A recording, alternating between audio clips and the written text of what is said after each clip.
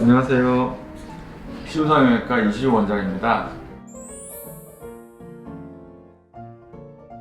오늘은 염증이나 보형물의 노출 등으로 인한 문제가 아니고 수술 후의 불안감이나 모양의 불만족, 이물감 등으로 인해서 제거 수술을 알아보시는 분들을 위해서 내용을 준비했습니다. 많이 질문하시는 내용들을 실장님들께서 정리해서 알려주셨는데요. 하나씩 보면서 말씀드리도록 할게요. 첫 번째는 원장님은 전체 제거 수술만 하시나요? 라는 질문이 많다고 하는데요. 굉장히 직접적인 질문이 처음부터 있어요.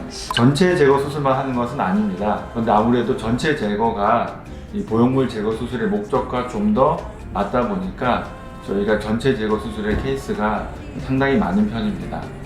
다음은 부분 제거는 잘 하지 않으시는 이유가 뭐냐고 이렇게 또 질문을 하셨는데요. 부분 제거 수술도 당연히 가능합니다. 실리콘으로 인한 염증에 대한 불안감이나 콧대만 너무 높아서 어색한 것이 불편하신 분들이라면 실리콘만 제거하는 부분 제거 수술로도 충분히 만족할 만한 결과를 얻으실 수가 있습니다. 그런데 부분 제거를 원하는 분들이 잘 생각해 보셔야 하는 게 내가 제거 수술을 하려는 이유가 뭐냐, 내가 왜 보형물을 제거하려고 하느냐, 이런 부분들이거든요. 보형물을 제거하려는 이유를 잘 생각해 보면 코 성형 이후에 코끝이 좀 단단함이나 이런 부분들이 신경이 쓰이고 싫은 건데 실리콘만 제거하고 코끝에 지지대를 남겨둔다면 이러한 이물감이나 불편함들은 개선되지 않고 그대로 남게 되겠죠. 또 제거 수술 생각하시는 분들이 많이 궁금해 하시는 게 제거 수술 이후에 돼지코가 되냐에 대해서 많이들 여쭤보시거든요. 그런데 코끝에 지지대를 남겨두는 부분 제거 수술을 하게 되면 당연히 돼지코가 되지 않는 그런 문제들도 남게 됩니다. 이러한 부분들을 고려하지 않고 다른 병원에서 부분 제거 수술을 시행하시고 난 이후에 다시 제거 재수술을 위해서 저희 병원을 방문하시는 분들이 많이 있습니다.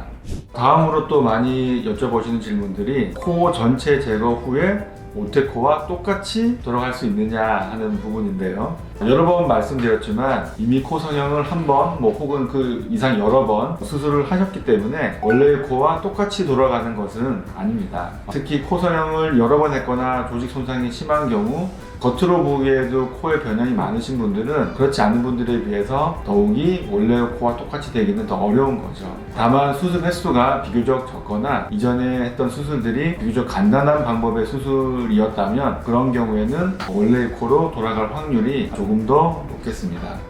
이번 질문은 정말로 많이들 이제 여쭤보시는 질문인데, 코 제거 수술을 할 때 원래 코보다 조금이라도 예쁘게 모양을 다듬어 주시면 안 될까요? 라는 요구사항이거든요. 근데 이제 제일 중요한 것은 제거 수술과 재수술은 목적이 다릅니다. 그리고 제거하면서 조금은 이뻐지고 싶어 하는 마음을 저희가 사실은 충분히 이해하고 있기 때문에 제거 수술을 할 때도 단순히 기존 성형수술에서 사용했던 재료만을 빼고 제거하고 그렇게 단순한 수술은 아니거든요. 기존에 사용한 재료를 다 제거를 하고 그 유착을 깔끔하게 풀어주어서 코 안의 구조가 원래의 위치, 원래의 상태로 갈 수 있도록 만들어준 다음에 사실 거기서 조금 더 이쁜 위치, 조금 더 밸런스가 좋아지는 위치로 재배치를 시행하게 됩니다. 그리고 그 외에도 제거 수술을 하면서 뼈가 조금 튀어나와 있다거나 눈에 띄는 부분들이 뭔가 어색한 부분들이 눈에 보이면 당연히 그런 부분들도 정리를 하게 되는 것이죠. 다만 코 성형 수술이나 재수술처럼 새롭게 디자인을 하는 것은 아니고, 그리고 지지대를 세워주지 않기 때문에 재배치의 방법으로는 약간의 한계가 있을 수 있겠습니다. 추가적으로 코끝이 조금 더 정돈된 모양을 원하시는 경우라면 기형골 막을 사용해서 얇아진 코끝의 피부를 보완해 줄 수가 있고, 콧날개 연골도 자연스럽게 모이는 방향으로 보완을 해줄 수 있습니다. 콧날개 연골을 직접적으로 묶어주게 되면 코끝이 찝혀 보일 수가 있고, 그렇기 때문에 기형골 막을 이용해서 간접적으로 좀 더 자연스럽게 콧날개 연골을 모아줄 수 있습니다.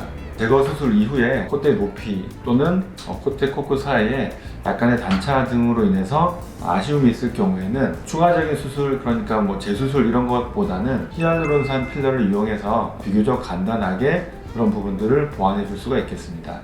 이번 질문은 코 전체 제거나 코끝 연골 제거 시에 연골 묶기를 하시나요? 라는 질문인데요. 일단 저희가 전체 제거의 경우에 따로 콧날개 연골 묶기를 하지 않습니다. 오히려 묶어주었을 경우에는 찝혀 보이거나 문제들이 있기 때문에 충분히 박리를 잘 해주고 유착을 풀어주고 재배치를 잘 하면 충분히 우리가 원하는 위치에서 새로운 유착을 만들어주고 회복시켜 줄 수 있어서 걱정하시는 것처럼 코끝이 퍼진다거나 주저앉는다거나 그러지 않기 때문에 그런 부분 걱정하지 않으셔도 되고, 사실 이런 부분들이 어떻게 어떻게 보면 숙련도와 기술의 차이라고 할 수 있습니다. 그리고 이런 코끝 연골 묶기에 대한 자세한 내용은 다른 영상에서 설명드렸으니까 한번 참고해서 보시면 좋을 것 같습니다. 이번 질문은 코 제거 수술 후에 수축기 때 코가 들리나요? 하는 부분이거든요. 이런 내용도 사실 굉장히 많이 여쭤보시고 또 걱정도 많이 하시는 것 같아요. 근데 이제 수축기는 상처의 회복에 있어서 자연스러운 과정이고요. 약간의 당기는 느낌이 날 수는 있지만 이것과 코가 들리는 구축이랑은 다른 것입니다. 코 성형 수술뿐만 아니라 그 어떤 수술이라도 수술 이후에는 수축기의 과정이 상처 회복 과정에서 나타나는 것이기 때문에 제거 수술 이후에도 당연히 나타날 수 있고, 그렇기 때문에 수축기에 대해서 특별히 걱정하실 필요는 없겠습니다. 성형 수술 이후에 더 예뻐지고 더 잘생겨진 모습으로 자신감이 생길 수 있다는 장점들이 분명히 있지만, 또 한편으로는 완전히 회복되기 전에 특히 어색한 모습이나 불안감, 이물감 등으로 인해서 이런 예상치 못한 증상들이 발생할 수 있습니다. 그렇기 때문에 모든 성형수술을 너무 간단하게 생각하시면 안 되고요. 성형수술은 사실은 굉장히 복잡한 과정을 거쳐서 이루어지기 때문에 신중하게 고민해 보시고, 그리고 성형외과 전문의와 같이 충분히 상담하고 고민해 보신 이후에 수술을 결정하는 것이 좋을 것 같습니다.